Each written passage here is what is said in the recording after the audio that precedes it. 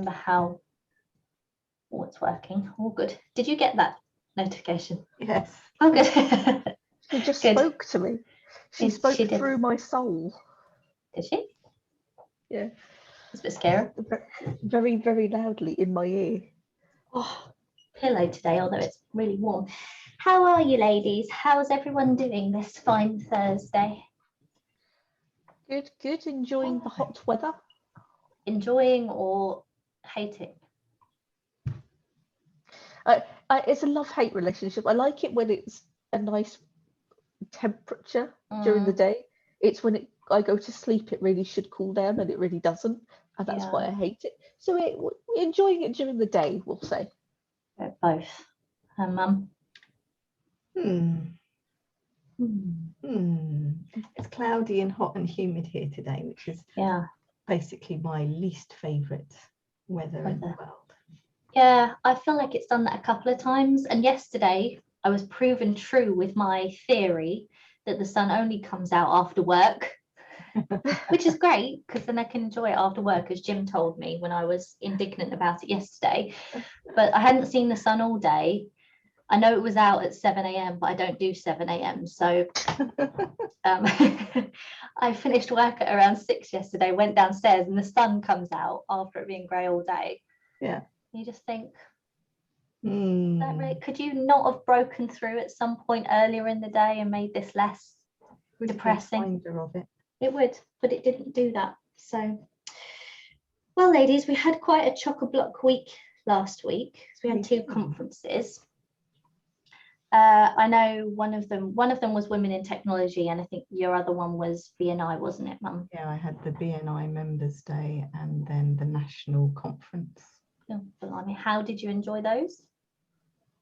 I love learning, so I thoroughly enjoyed the amount of opportunity there were to speak to different people and learn different things. Yeah. It was a long slog. It was Monday to Saturday night at about 11 p.m. with Thursday and Friday overlapping with 2 conferences on those days. Yeah. So, it was quite a lot. It was really invigorating, and I have to say I do love the fact that both conferences I could do a workout with them in the morning. I could do mindfulness sessions at lunchtime, and then there was something mid-afternoon, and they all had good stretch breaks. The way that they calendared stuff in, there was loads of space and time for you to get up and do stuff, which I thought was really good. I mean, I was working sometimes in between, which I probably wasn't meant to be doing. The idea is to reflect, right? Yeah. But yes, I thought in that way, I think conferences have come a long way. Yeah. And they're much easier to deal with because they're not just go. There's more time to look after the person. Yeah. And out of interest, before lockdown, I assume none of it was online, it was all in person, the conferences? I went to a few summits online, so because a lot of technology summits have had online versions over the years, so I have done quite a few online, but no, the majority of them were in person because you get to meet people and people fly in from all sorts of different places. So, and were those ones weekly? Was it the whole week for when it was in person? Range, so anything from 1 day to 3 days to 5 days. Because it's quite interesting, that like dynamic of, you know, how we've been talking about working and hybrid working and working from home and how that's changing, but it's interesting how the events world is changing as well, because I agree that like that whole week I went to the Women in Tech conference, that was literally from the moment you wake up to the moment you 12 went to sleep, right? Yeah, it was 12 o'clock at night. There was something to watch the whole time, and I was like super excited to do it, but like, you know, you can only fit so much into the day through work, and then you have to sort of catch up. And they did give you, you know, we've got 30 days afterwards. There is the on-demand thing, but I think you have that fear of missing out, don't you? Yeah. A lot of the campfires and a lot of the talks were with really interesting women who you actually got to ask and answer questions and banter with. And I think if you're not there, then you do miss out on that element. And a couple of them, like many of them weren't available on demand or aren't available on demand? The ones No, that I think they're sending some of the stuff around this week. Okay, I have I'm to have not another sure. look. But yes, Yeah, I'm looking forward to that because there are a couple of key ones that I missed because of technology issues. But yeah. not my technology issues. No, it's glad it, although last week was not good for my Wi-Fi, but it was better than the Women in Technology's conference issues. So it's quite funny because good. Caroline Romero, who runs Grey Matters Consultancy, she was at the BNI conference. Yeah. And as soon as she logged in on Members Day, her Wi-Fi went out. No. Yeah. She was absolutely gutted. I honestly don't understand, because the internet had issues last week. There was loads of DDoS attacks on some of the servers, right? DDoS attacks. So I'm assuming that there was some fallout from that. Yeah. So sort of an internet the DDoS issue. attacks and the person who pressed the one button and took everything else. Oh, that poor person. Oh, the power though, the power. Who'd have thought? Do you think they knew what they were doing, or whether they just sort of accidentally nudged it? Oh, it's just, it didn't really impact me because a lot of the sites I would normally use, but because I was doing other stuff that day, it went past me, other than hearing people texting me saying, what's going on? And I'm like, I don't know what's going on. I've not seen anything. The magic of the internet has just broken. I don't know why. I think we found out, didn't we, by you were putting the emoticons on your Twitter profile. Yes. And I went up to look to see if it was a known issue. I was searching Google and came across, I think it was a Reddit post saying, hey, these are the list of currently down websites, Twitter being half the internet. Yeah, it was. Yeah. Loads and loads of websites. Thankfully, nothing that sort of impacted my day too much. No. And it did make things you could work around with Twitter, didn't it? Because we were like, well, why is it not showing any images? What's going on? Yeah. It was obviously the people that were hosting the images that had so that was going to throw a fit when I couldn't put emojis onto anything. Well, I was very excited. Some people might say I have too many emojis on my profile. I think you have just enough. Go to Kitty_Walker on Twitter and say, no, you should not have 5. Yes, you should. You should have 5. You should. Representative of you, so it's fine. And I'm the opposite end. You've got 5. Gemma's probably got 70,000, knowing her love for emojis, and I've got 0. Well, you can give me your password and I'll sort that out for you. No problem. I'm good. Hello. I'm good. Well, yeah, but she's my sister, so it's fine. Fair enough. It's fine. I mean, I trust you with my passwords and my Twitter account if I need to. However, I don't need emojis, so I'm good. You don't use Twitter that much anyway, do you? No. I don't use any social media particularly. I know enough for my job, and that's enough for me. Yeah. TikTok, yeah.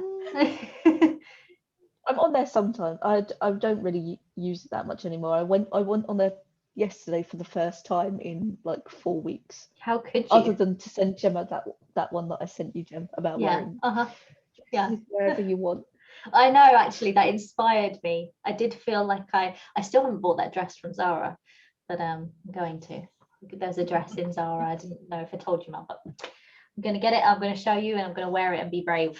Right. So we, as I was saying, we did have a couple of conferences last week, and one of them was Women in Technology, and we were going to do sort of a chat through some of the learning points that came out of that, and we still can if there's relevant bits that came up, but we didn't manage to get around to a huge amount of them because technology problems and work and the internet being funny. So what I decided we could have a chat about today was women in technology. Now, this can be a bit of a tenuous subject, but I think the way we'll put a precursor on this and say this is just our opinions on women in technology. Don't have to be your opinions. You don't have to agree, but just so that. And this is our opinions of 3 women of different ages, who aren't going to agree with each other even. No, necessarily. Who work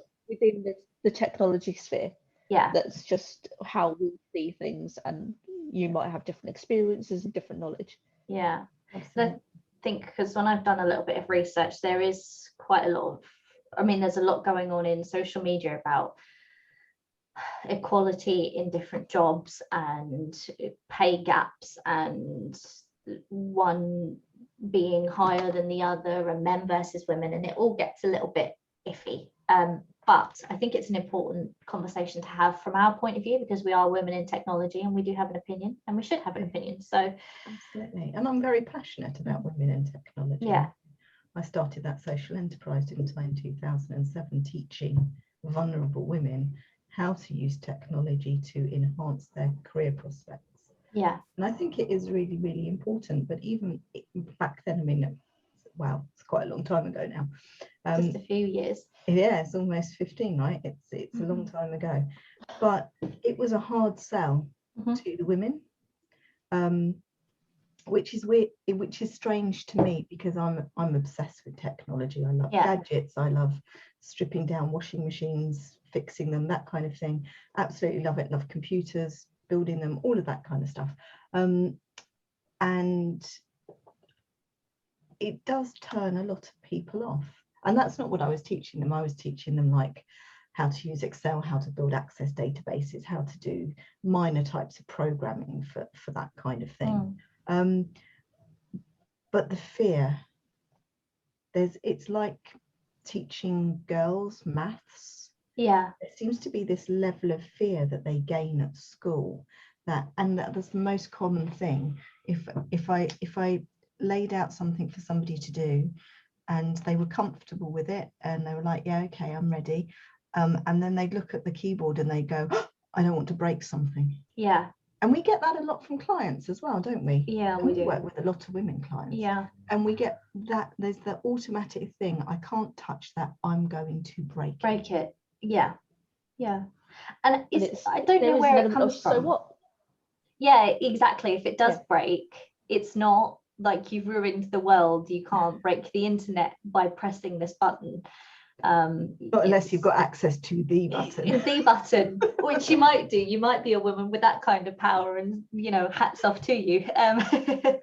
But yeah, it is something we come across quite often, and it's something we come across not only with things that you might consider like STEM subjects. It's something that we come across with stuff like social media, or marketing on technology, which in and of itself is literally one of those things that most women pivot towards, because I find that a lot of women pivot towards the psychology subjects, things that sociology based. They're empathic based subjects. Yeah.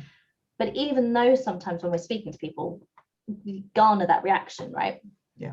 Especially when there's anything technical behind it. Yeah. I actually saw something really interesting on, I think it was actually TikTok this morning. Funny that we were mentioning it. So you were on TikTok this morning? I don't.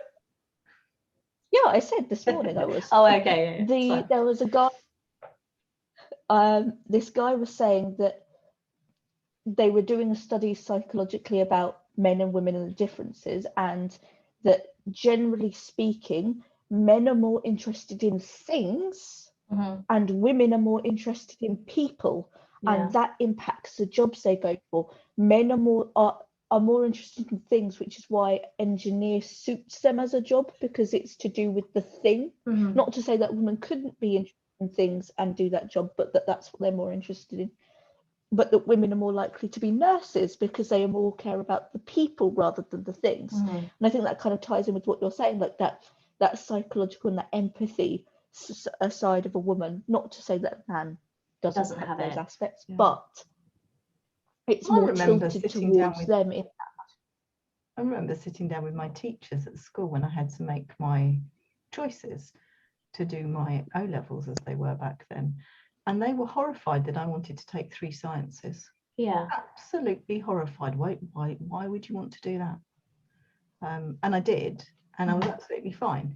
And there were a few girls alongside me. It was an all-girls school, but I think you're right. I think partly it comes from emotional reactions to stuff and how we're wired.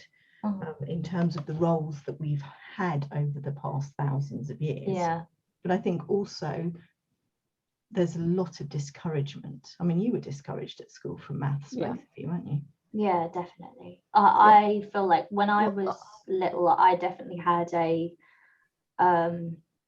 one of those moments where I couldn't form numbers on the board, and my teacher said to me, "Can you say this number out loud?" And I remember very vividly not being able to verbalize the number that she'd written on the board, and us having what felt like a protracted 10-minute conversation with the class all sat on the floor, legs crossed, about how it wasn't difficult and I could do it, but just it was not coming to me. And from that moment on, and I was year 4 at school, and that moment in my mind is still there going, you can't do it, you can't do it. But I did my maths, I went back and did my maths GCSE. I work with maths, I can quite easily put things together. It's not as if it's there, it's just that you add up stuff all the time with no problem at all. But the tears that we had when you were a teenager, the tears of frustration because you just couldn't, you had wrap this my block. head, because I think it's just from that one instance where it's just, and the telling the time and all that kind of stuff, it's literally just from that age. And I wonder if that's a common thing with girls, or whether that's just sort of perpetuated within females of that age. I don't know whether other girls had the same thing and why that's why, but it's possible, right? Yeah. I know that from my friends that I've had over the years, during those ages and older, have always said that, especially the female ones, have said that they or sometimes their teachers during like the GCSE A-level time suggest that maybe they should do hairdressing, or a more creative subject, because you probably won't be able to do that job that you're thinking of. And I think that's really disheartening to hear, like especially when if you were not the young, best student, just being told you're like, hairdressing, brilliant job, I would love to be a hairdresser, can you imagine the colours you could make in it? But just kind of be told, actually no, you can't do anything. I think it's female, so maybe I think it's a lot down to very simple interactions that females and males have with their teachers, the role models for them in that space, in those times where all you're looking for is guidance, all you're looking for is, okay, tell me what I need to do. Because you don't know, and maybe you don't get it from home, or maybe you get it from home but it's pushing you in a different direction than what you actually think you could be doing, and you want someone there.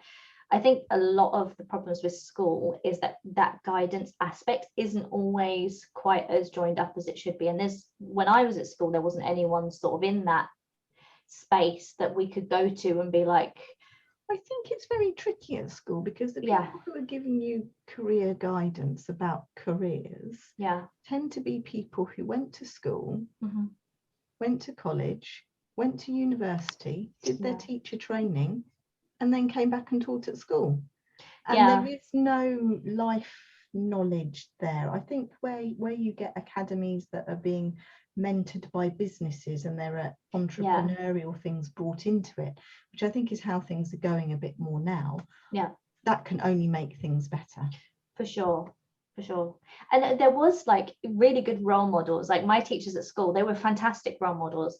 But then I remember there's 30 people in a class for every class that has one teacher.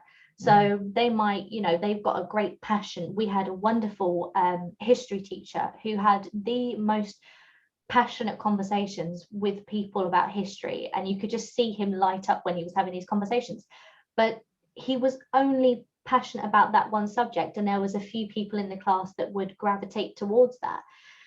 There wasn't that person for everyone in the room. He wasn't that person for everyone. That maybe some of the people gravitated towards PE teachers, and we didn't have a PE teacher that was stable at the time, or there was we not had mentally stable, just not the same teacher. We just not the same teacher. We, you know, went through a lot of PE teachers, but it's just sort of the cards that are dealt you. And Michelle Obama was talking about it in her keynote speech, resilience in girls. And I think that is a big part of it, because you're not always going to be dealt the right cards. Yeah. But how do we try and give girls and young women the ability to try out different things that maybe they haven't thought about? And this is a good question, because when you talk about women in tech, you're not just talking about women who are coding or women who are doing development. You're talking, there's so many jobs in technology that I think we just need to put a different slant on it to get that interest. Yeah, I mean, ours is a technology business, but we're not all coders. No. You know, most of us can read code or work our way around code, or, you know, actually code an app or code a website. But it's a scale. And I think, as you know, Gemma and I do a lot on the other side of web, in building traffic and that kind of thing. But you still have to know the technology thing. You still have to be able to absorb and watch the changes and understand what's going on.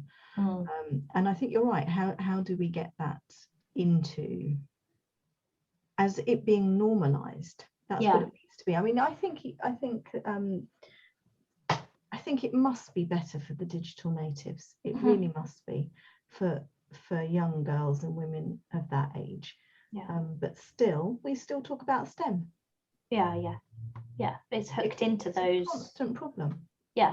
Because you go, okay, well, I want to work in tech, and I want to have a STEM career, and I want to be an engineer. Like, yes, you're going to have to go to school, and you're going to have to do all of the maths and all of the science, and, you know, you're going to have to do a professional degree for all of those things. But there's so many other jobs in tech that aren't that, and there's so many other jobs that aren't in STEM that are, like, for example, problem-solving jobs. Like, a tech job is quite easily a problem-solving job. Doesn't necessarily mean you need to be an engineer. For example, my husband works in software, and everyone in his team is solving problems every day. They're not necessarily working through coding issues all day. They're not developers. They are literally there to go, okay, well, you know, I've got tools in front of me and I know how to use these tools, and it's not giving them code that they're having to read through. They're just going, okay, well, you know, Windows is telling me this thing, and this app is telling me this thing by the what are they called, like the boxes that come up when something's gone wrong, and they go, okay, that's tooltips, and they go, okay, well, that's where the problem is. All they're doing is solving a problem. It's not, it's troubleshooting, isn't it? Troubleshooting. It's not this high level thinking. You don't have to be a rocket science to be in tech. And I think that's what scares some people, because that's what scared me, because I pushed away from the science. When I have a real big interest in, like, biology and animal science, I pushed away from that because I thought, oh, I'm not clever enough, I can't do that, I don't have those abilities. But actually, after understanding how other jobs work with troubleshooting and how they work with problem solving, I could definitely have done those courses and those jobs. So getting that understanding in, I think, is important. I think that's the problem at that age, right? So we've got various degrees of this, because then if you do follow the tech path and you start working in tech, then you have a whole other drama to deal with.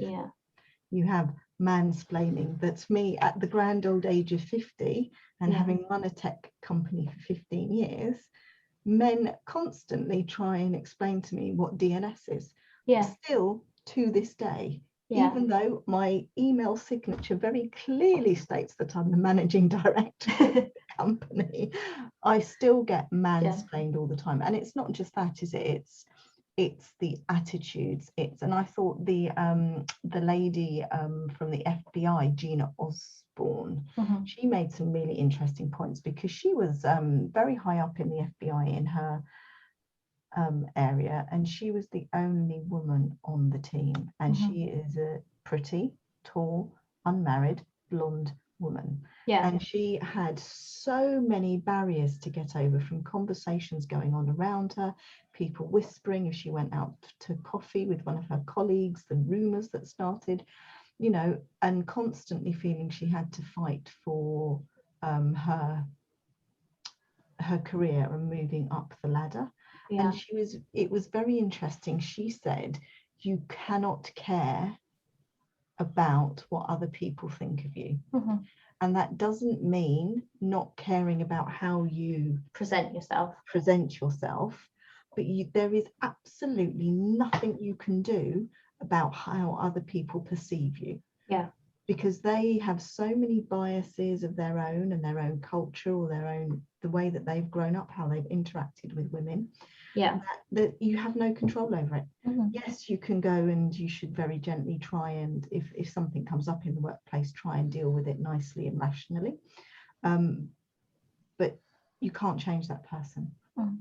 So I thought that was a really interesting thing to contemplate, is like walking through your life, realizing that yes, you're enough, yes, you're okay, yes, you're worthy, you earned your place getting there. Yeah. And you can't be held responsible for what other people think of you, because you're there to get the job done. Exactly. Yeah. But it's also not your job to change that person either. No.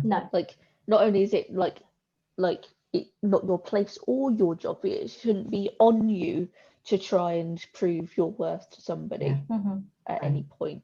Like, sure, as you said, you can kind of help have discussions and open that place to have that discussion about who you are, but that should never have to be something that you have to take a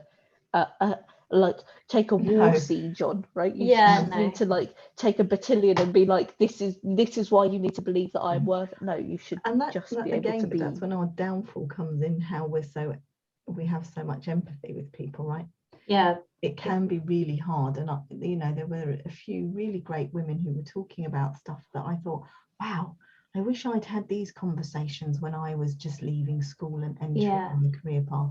Ways of thinking about your career and how to segment it and really know what you want to do at each one. And if life throws something in your way, like Michelle Obama was saying, it's up to you to get up and deal with it. Yeah. Don't rely on anybody else. Yeah. Become that resilient person. And I really like that. I like the message of strength. Yeah, because it's important. And like, I feel like every woman deals with something like that in her lifetime. It doesn't matter what it is, whether you're a hairdresser. You could be a hairdresser and have the IQ higher than everyone else in the room, but what you're passionate about is hairdressing. It doesn't matter, but someone's going to look down on you. Someone is going to judge you for that. And she made this great point, actually, very similar to what you were saying, but she was saying that woman who is the only woman in the room, she doesn't have to portray herself in a way to other people, but what she does have to do is understand that in her place, she is a role model to other women, and she has the ability to give opportunity to other women or other girls, and that should be the thing that she's doing. So if you have a seat at the table, you're already a step ahead, but in order for some of those things that we see where you're being mansplained to, and the understanding that women actually do have the capability to understand things, it isn't going to come through if there's no women at the table. Women aren't going to, like, a table of men are not going to immediately put in understanding about childcare or things that women-based issues, because they're just men at the table. So when you are the only woman at the table, make sure you're making the most of that opportunity and are pushing for it, because no one else is going to do it for you, right?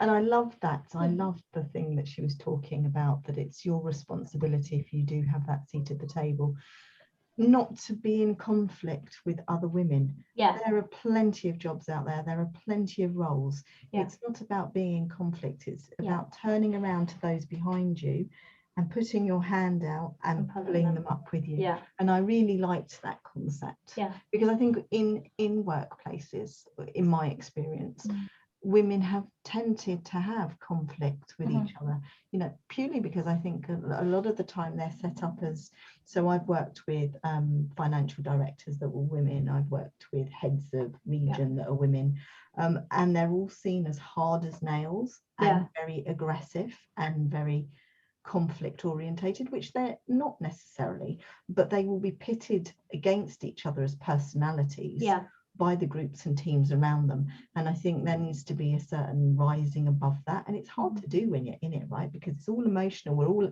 you know, we've all got empathy, we all have very different circadian rhythms and all of that kind of good stuff. But she's absolutely right, you have to pull together. And I'm not saying for a moment that I don't believe, I think you have to earn your place to be somewhere, whether you're a man or a woman.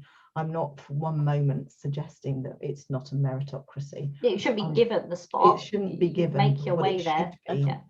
You should have an equal opportunity with your peers to progress. No, sure. Yeah. Oh dear. I think competitiveness comes into that, doesn't it? Yeah. Innately, is that once you start getting to those higher levels and that higher, I mean, I had a job working at a nursery. And there was an inherent level of competitiveness between different areas of the building, and that was really weird. I don't get that at all. I'm honestly not particularly a competitive person, and I'm not particularly girly. I will put it out there, like as the word girly. It's just not me. And it just was really weird to see these women that just, for all intents and purposes, their main goal, their main job is to look after children and be a good role model. And nurturing, and they were brilliant at that, but they were also super competitive with each other to their detriment, because you're all there for the same goal. You were all there trying to do exactly the same thing, and good communication was so important. And yet that competitiveness and that argumentativeness that comes with competitiveness can be between women happens, and it just was kind of just a bit of a shock. That was my first experience with women in the workplace that was negative rather than a positive. And I think, I mean, we went to girls' schools, right? So it's just often a way that we sort of talk to each other and learn about each other is creating those competitive in a female sense environments rather than competitive in a male sense. And I was watching one of the ladies at Women in Tech, Paulina Yamsa, I think her name is, she's from Siemens. And she was saying, you know, she was talking about all of the mistakes that she'd made going into her jobs. And she was, you know, she taught at Oxford and she's done these jobs, she's working for Siemens, and she's like this really high level woman in tech now, but she made mistakes along the way, and she was in that position to begin with when she came out of school, and she'd been told, you know, she couldn't do anything, she didn't know how to do anything. She put on a mask and she became this other person to enable her to do things, before she realized actually no, she just needed to be her to get where she needed to go. Where she looks at all these other people, she looks at all these men that were in positions above her, and she went, okay, well, in order to get there, I need to be that person. When actually, no, that's not the case. And I think that filters down to that competitiveness, because it's you trying to be better than the person above you, but you're doing it in a negative way, and you're not necessarily pushing yourself forward. And that was one of her things, saying by being yourself, you not only become better at your job, but you become a better leader of others because you're understanding. What's the word, Gemma? Authentic. Authentic. Your very favourite word. Yeah, it's becoming my least favorite word now. But no, it is that point again.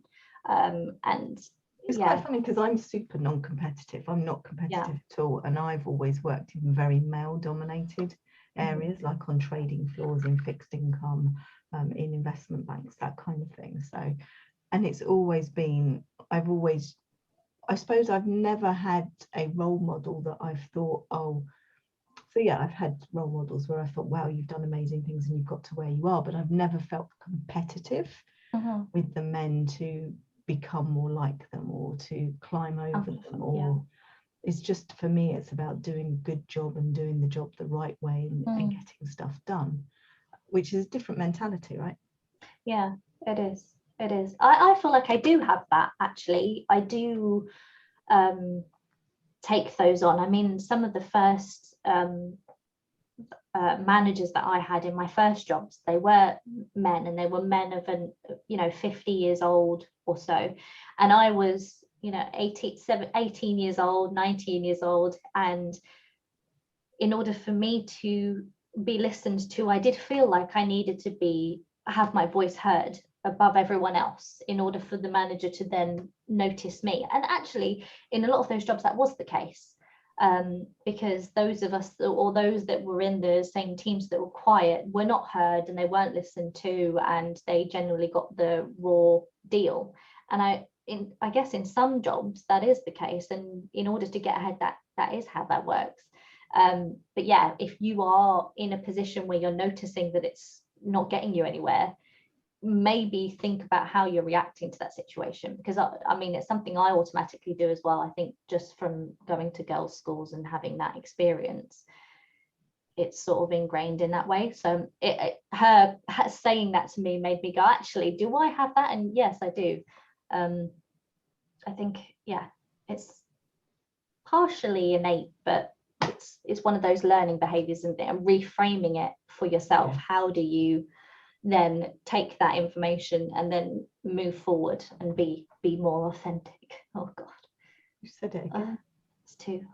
We need a little timer. We need a little ding or something, a little counter on the screen. So what do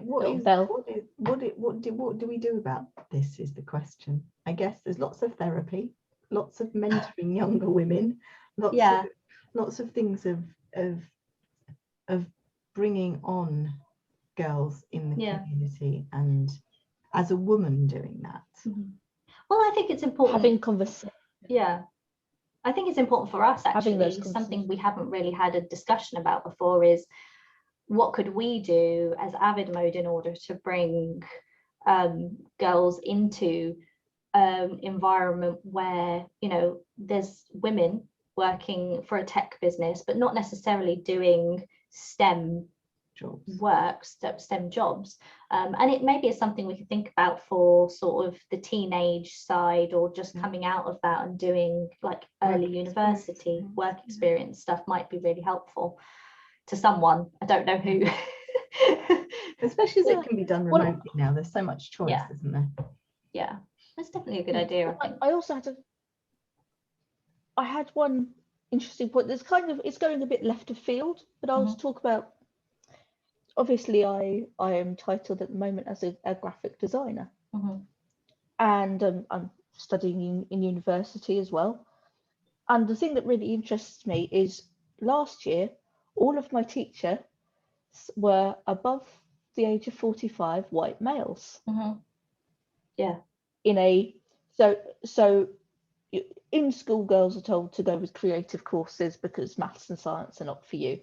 Yeah. Generally speaking, not every experience is like that, but from what we've experienced, that's kind of where it goes.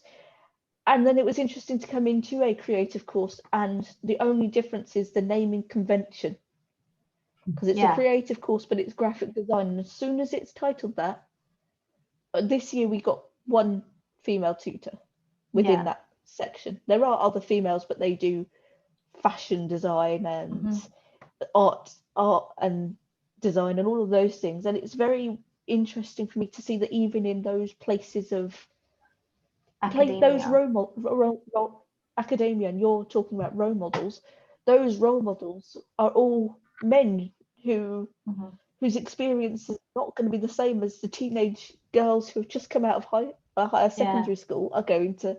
I wonder if that's common, because I wonder if that's common because when I think of art teachers, all of my art teachers were female. I never had a male art teacher at school. But when I think of graphic design, I almost immediately think of men and male teachers. So whether there's like a level there that's just different, it is interesting. And all the fashion teachers, all of those sort of design and sewing and that stuff, always female. But then woodwork and we had electrical, always male. So the split is so, and subconsciously that impacts how your you thoughts think. It's what you're absorbing, right? Yeah. Oh, that's a blue job, that's a pink job. Yeah. I even designate blue and pink jobs, but I think it's funny. But in terms of framing and thinking, that's almost as bad, I would imagine, as negative speech. Because you're just, it is. But is that something is it natural to have that? Because I mean, we grew up with you and you did quite a few jobs that were, I mean, you still do jobs that aren't considered pink jobs, let's just say. They would be considered blue jobs if we were looking at them in that way. So we had a role model that was doing things that were out of the ordinary, air quotes. So where has that come from with us? Because strange, isn't it? But you see, I've only recently, it's only recently dawned on me. I used to look at life and the way that I'd been through it for my career and stuff, and I kind of used to look at it and think, oh, okay, well, that's the path that I've taken, and I've been shaped by these negative things in my life. And I had to introduce myself without talking about business the other day.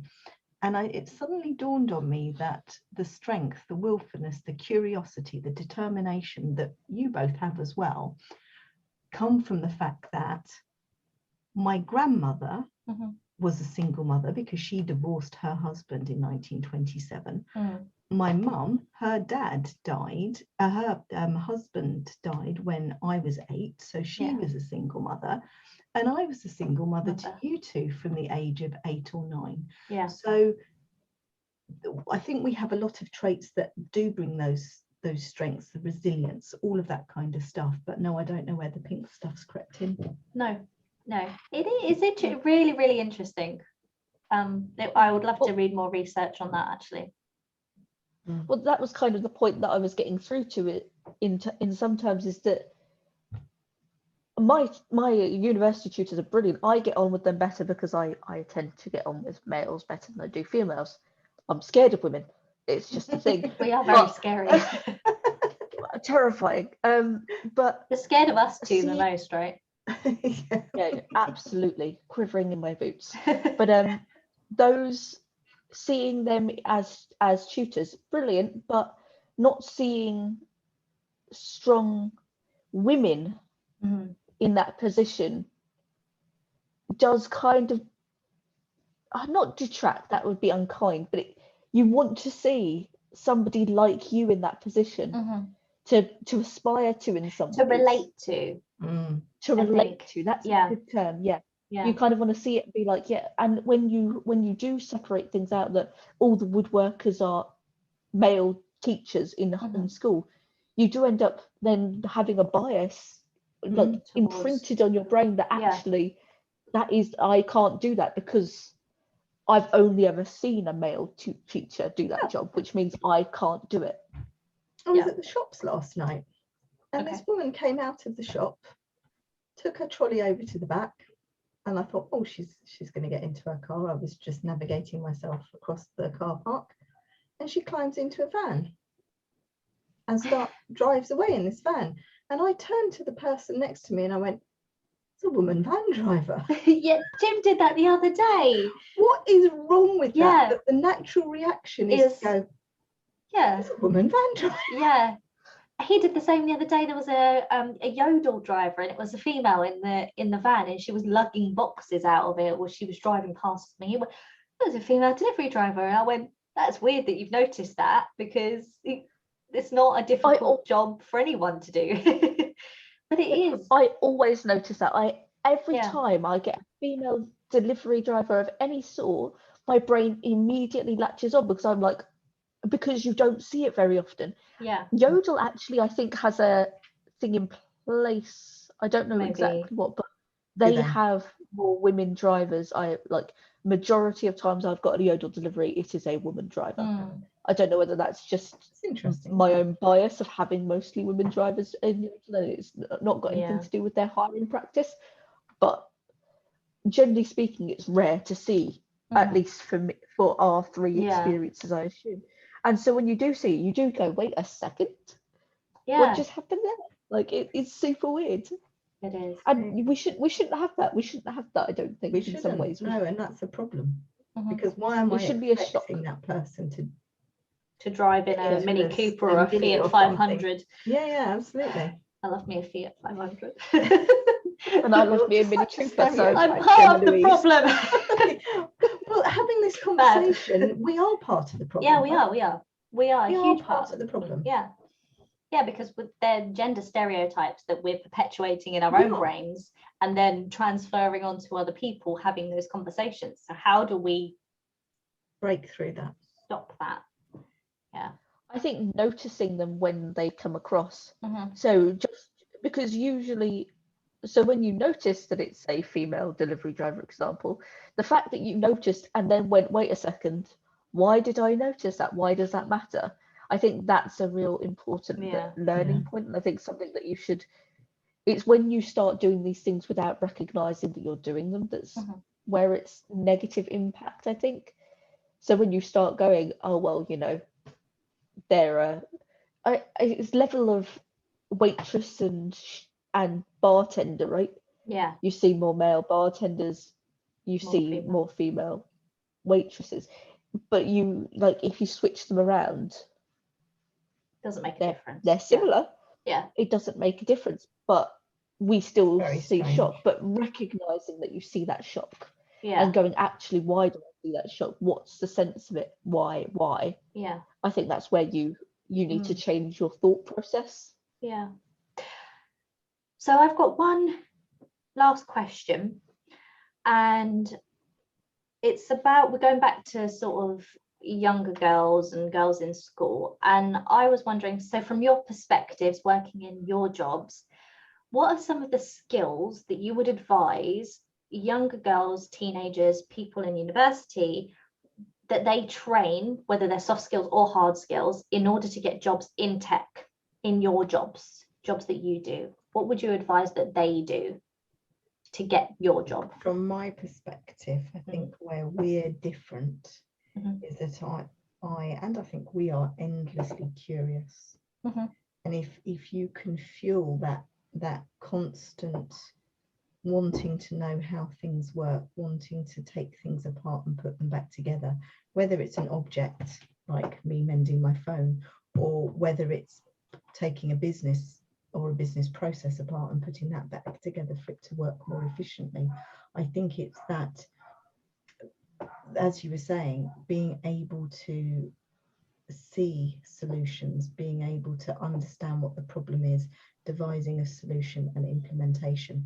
So they're not things that you necessarily learn particularly well at school. I think you have to do other projects outside that. Yeah. So fuel your curiosity outside of what you're doing at school. Yeah, is a good one. Yeah. Robin? Well, in my specific job, it is useful to know some coding. That's simple of it. And again, I agree, the curiosity is super important. Having drive to do things outside of prescripted hours. I see it in university. As soon as university's finished, people don't do anything creative at all. Yeah. And that's just, if you're going into my job, creativity is super important. Problem solving is important. Thinking outside the box is super important. Yes, you've got to have the knowledge to underpin these things for user experience reasons, etc. But the main thing I'd have is that you need to be able to know the rules and then work with and around those rules to make the best process for yourself. Yeah. But to never be caged down by the process. Yeah. Allow the process to help you, but never let it trap you. You can work just as well without it. And just finding your way around things, really, like explore. Yeah, don't and be scared of excited about your breaking job. stuff, right? Don't be scared of breaking stuff. Just wade in and give it a go. Yeah, because it's not as scary as it looks on the outset, or that it seems. It's not as confusing as it seems. No, unless you're in a laboratory or something, and then I mean, don't be messing around with anthrax or just don't. But that's fine. But that's not tech, so we're. But that is also a job, right? That is a job. To break something in our job is super important. QA. We all three of us QA, and we bug test the things. We want to see it, and we want to see it break, and we want to see it fixed. Whether we're doing the fixing doesn't necessarily matter, but to be able to see and fix and break things is super important, and being not scared of that is super important. Yeah. And I think just exploring is super important. As I said, being passionate.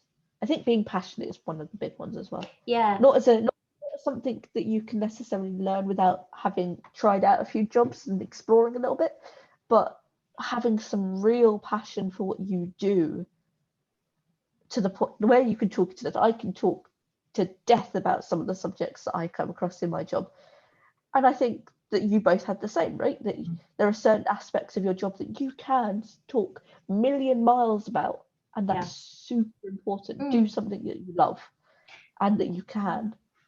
I think that's a good point, because that's what I would say to my younger self. If I was talking to Jen when she was 16, I would say, you're going to have many opportunities in life, and right now you're just at one opportunity of those thousands of opportunities you're going to have. So just pick one that you are passionate about right now. I had 3 options at the time. I wanted to do tourism, I wanted to work with animals, and I think I was writing or something else. There was something else I wanted to do at the time. I just needed to pick one, try it out, and see how it fit me out, because what's something that fits you. Childcare. That didn't work out. I did try that. I did try, although I am absolutely fascinated by early years psychology, which came from that. So I wouldn't have grown that interest, and I wouldn't be considering doing anything to do with psychology or be interested in it the way I am with early years psychology if I hadn't have had that experience. So pick one of those things and just roll with it. Whether you think it's going to be difficult, whether you think it's going to be the easiest thing for you in the world, just roll with it. So that's my number one sort of soapbox moment. The other thing is, from my perspective, from my job, a lot of it is about understanding people. And although it's still tech, it's digital marketing, we're working with algorithms, and we're trying to understand how those work, and that is tech based. A lot of what we do is simply understanding people. So if you do have an interest in psychology, a job in tech actually is good for you. It will work for you. You just have to find out what those jobs are and how that impacts you. Because if you do psychology at school and you enjoy it, there's jobs that aren't just, being a counselor or being a psychologist. There's marketing, or you can become evil. You can become a marketer. Join the ranks. Evil. We're not evil. No, well, Seth Godin. Yeah, I watched that video. Did you watch the video? It was a good video. Well, also you say that psychology is also important in my section. Yeah. Yes. Absolutely. There's a bit of a creative twist on it, but it's still in my user experience and user interaction, UX and UI design is super key to what I do, and you can't do that without intrinsically focusing on what a user, aka a person, is going to do. So that's psychology comes into it. That's and that's you just have to and that's been a problem in the past, isn't it, where actually a lot of the tech industry grew up around people who didn't have empathy. Therefore those processes, those algorithms actually don't always act in the way you'd expect. There is a real need for diversity in tech, because we don't all think the same way. Sorry. I muted that. I muted that, so continue. I don't think it filmed. Hay fever? Something stuck in my throat. Oh, have some water. I am going to wrap up there because my throat is about to die. But yeah, it's a very interesting conversation, and we should look more into what we can do for you know, younger people in our community and see how we can help them. And that's something I think we shall discuss in our after we're doing a stand-up call now, aren't we? So all right, it's time for the stand-up call. It's past time for the stand-up call, in fact. Not that I can stand up today with my head as is, but hey, we do a headstand instead. Oh. All right, we shall see you next week, people. Bye. Bye.